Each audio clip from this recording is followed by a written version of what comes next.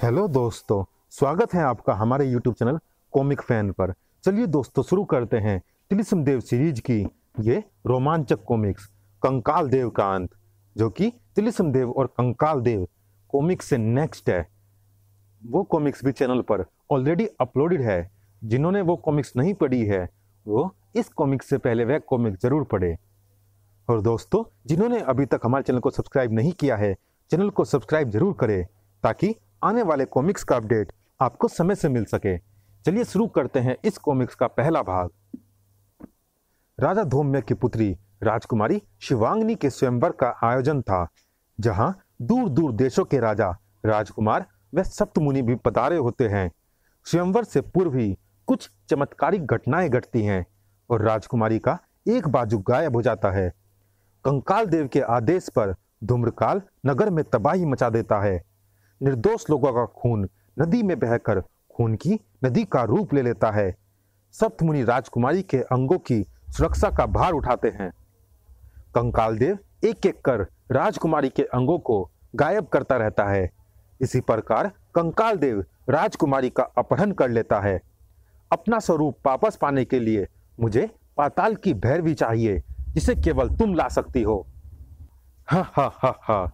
सप्तमुनि मिलकर महायज्ञ की अग्नि से प्रकट करते हैं एक महाशक्ति, सप्तशक्ति। ठहर जा शैतान, इतने सारे निर्दोष इंसानों को लेकर कहां जाता है तू? सप्तशक्ति शैतान धूम्रकाल से टकरा जाता है। धूम्रकाल अपनी चमत्कारी धूम्र शक्ति के कारण सप्तशक्ति पर भी भारी पड़ता है। यह सारा दृश्य सप्तमुनि भी देख रहे होते हैं। सप्तमुनियों की पुकार पर प्रकट होते हैं तिलिस्म देव और सप्तशक्ति को प्रदान करते हैं धूम्रपान शक्ति। तिलिस्म देव से शक्ति लेकर सप्तशक्ति धूम्रकाल का अंत कर डालता है। हा हा हा हा। और जय तिलिस्म देव। यहां तक का कथानक आपने पढ़ा तिलिस्म देव और कंकाल देव में। अब आगे क्या होता है प्रस्तुत चित्र कथा में पढ़े। सप्तशक्ति तिलिस्म देव के आगे नतमस्तक हो गया। आप धन्य हैं प्रभु, अगर आप ठीक समय पर प्रकट होकर मुझे धूम्रपान शक्ति ना देते तो मैं उस दुष्ट धूम्रकाल का वध कभी ना कर पाता। बस सप्तशक्ति, अब हम धूम्रपान शक्ति तुमसे वापस ले रहे हैं। सप्तशक्ति के शरीर से निकलकर शक्ति किरणें तिलिस्म देव में समा गई। फिर इससे पहले कि तिलिस्म देव वहां से लुप्त हो जाते, सप्तशक्ति चीख पड़ा, ठहरिए बाबा तिलिस्म देव, रुकिए। केवल धूम्रकाल को समाप्त करके ही मेरे लक्ष्य की पूर्ति नहीं हुई है तिलिस्म देव। अभी मुझे कंकाल देव को भी समाप्त करना है और इस कार्य के लिए मुझे आपका भी आशीर्वाद चाहिए प्रभु। बस सप्तशक्ति, मेरा आशीर्वाद तुम्हारे साथ है। मुझे तुम हर संकट पर अपने आसपास ही पाओगे। जब भी पुकारोगे मैं प्रकट हो जाऊंगा। फिर सप्तशक्ति ने सिर उठाया तो तिलिस्म देव को गायब पाया। धौम्य नगरी के राजमहल में वे पल अति प्रसन्नता के थे। तिलिस्म देव के आशीर्वाद से सप्तशक्ति धूम्रकाल का अंत करने में सफल हो गया है। राजा धौम्य के नेत्र सजल हो उठे। अब मुझे विश्वास हो चला है कि सप्तशक्ति कंकाल देव का भी अंत करके मेरी बच्ची को उसके चंगुल से छुड़ा लाएगा। धूम्रकाल की मृत्यु की सूचना सुनकर उस रात नगर में दिवाली मनाई गई। तिलिस्म देव की कृपा से ही धूम्रकाल का अंत संभव हुआ है।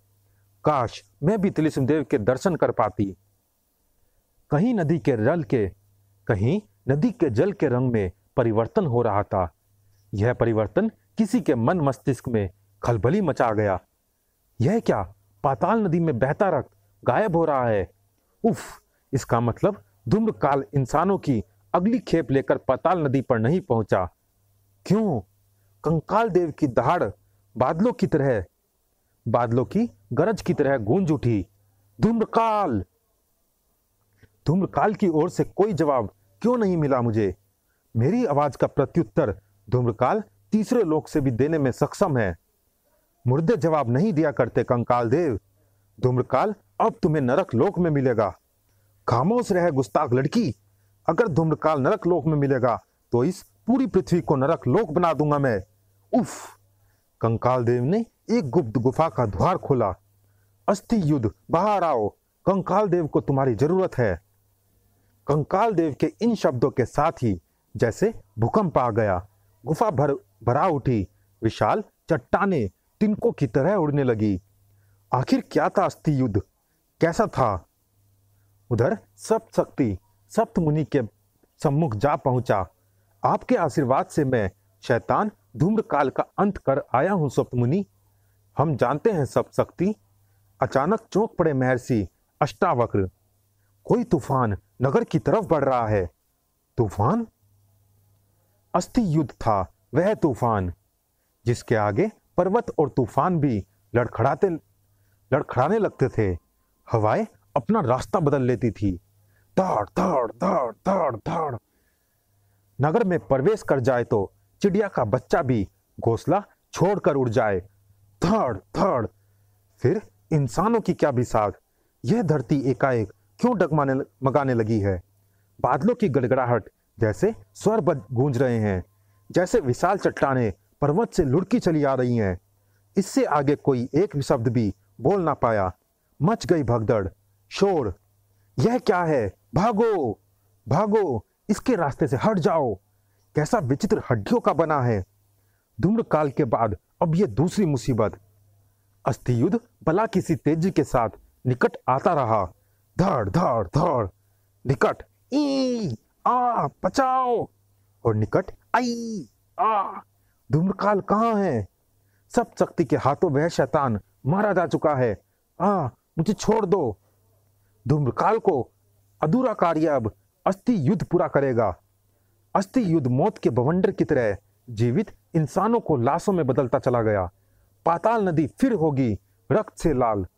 अस्थि युद्ध अभी न जाने और कितनी तबाही मचाता, कितनी लाशें गिराता। तभी थड़। इस ठोकर के साथ ही रुक गया जादूगरी का वह अजीबो गरीब करिश्मा।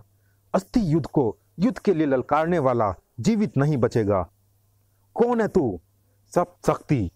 अस्थि युद्ध से युद्ध करेगा? मेरा युद्ध मानवता के हर दुश्मन से है। तुझसे भी लड़ूंगा। धूम। ओह, अगला वार नहीं करेगा तू। धूम्रकाल की मृत्यु का बदला तेरे हजारों टुकड़े करके लूंगा। तुझे भी पाताल नदी पर ले जाकर टांगूंगा। धड़ाक। उफ। अस्थि युद्ध भयानक हुंकार भरता सब शक्ति पर झपटा। या आई। अस्थि युद्ध को समाप्त करना आवश्यक है। सब शक्ति ने अस्थि युद्ध को अपने पांवों पर लिया और उछाल फेंका। वरुस। ओ, सब शक्ति ने महर्षि को कोपबल का सर्पास्त्र छोड़ा। जय महर्षि कोपबल, अस्थि युद्ध का नाश कर। सर्पास्त्र एक विशाल सर्प बनकर अस्थि युद्ध से लिपट गया। हिस हिस। ओह, ये काठ का सर्प फुंकार भी मारता है।